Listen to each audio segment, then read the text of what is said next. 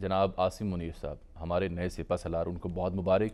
ان کے لیے سر دست بڑے چیلنجز کیا ہوں گے؟ کیونکہ یہ ایک تاثر ہے شامی صاحب کہ یہ بڑے طویل عرصے بعد پہلے آرمی چیف ہیں جن کے سامنے بے پناہ چیلنجز ہیں. دیکھیے بے پناہ. مگر اتنی کٹی پھٹی سیاست میں، پولرائزڈ ماحول میں ان پہ کنسنسس ہوا ہے. پوری قوم نے ان کو مبارکباد دی. یہ تو I think he is blessed. ایک آواز نہیں اٹھی. ان کا سینہ جو ہے قرآن کا خزینہ ہے، وہ حافظ قرآن ہے. ایک عام ایک پرنسپل ایک اسکول کا، اس کے بیٹے ہیں، عام آدمی سے جڑے ہوئے ہیں.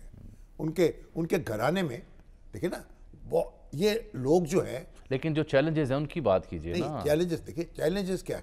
چیلنجز یہ ہے کہ آپ نے اپنا آئینی کردار ادا کرنا ہے. آپ نے سیاست سے اپنے آپ کو جوڑنا نہیں ہے، یعنی پارٹی پالیٹکس سے یہ فریق نہیں بننا ہے. تو ویسے تو دیکھیں نا، اب یہ تو معاملہ جو ہے آہستہ آہستہ سیاسی عدم استحکام سر، اس کا اثر فوج پہ بھی ہے، ملک پہ بھی ہے.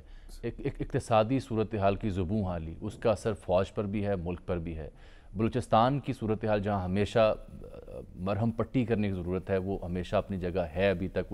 اس کو مزید قربت سے اور پیار محبت سے دیکھنے کی ضرورت ہے. راحیل شریف صاحب ہمسایوں کے ساتھ جو تعلقات اپنی جگہ ہیں جہاں جنرل راحیل شریف نے، جنرل باجوہ نے یہ جو شروع کیا آپریشن دہشت گردی کے خلاف، بارسوں کے دور میں تو رد الفساد تھا نا. رد الفساد ہے.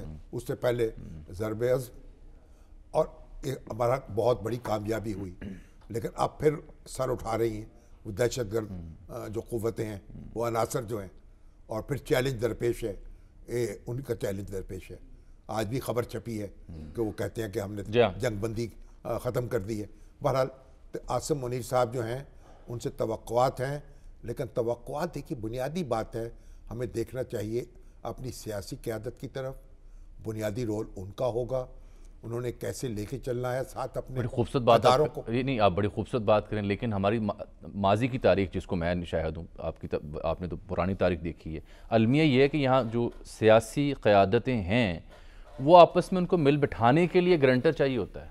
نہیں، اب ان کو بھی آہستہ آہستہ ٹھیک ہے نا، ان کو تو عادت ہی نہیں ہے گرنٹر کے بغیر بیٹھنے کی. سر پہلے تو دیکھیے نا، کبھی سعودی عرب سے گارنٹر آتے تھے، ریاض الخطیب صاحب، پھر کنگ عبداللہ صاحب. آج ویسے امریکی سفیر بھی زیر بحث ہیں کچھ افواہوں میں.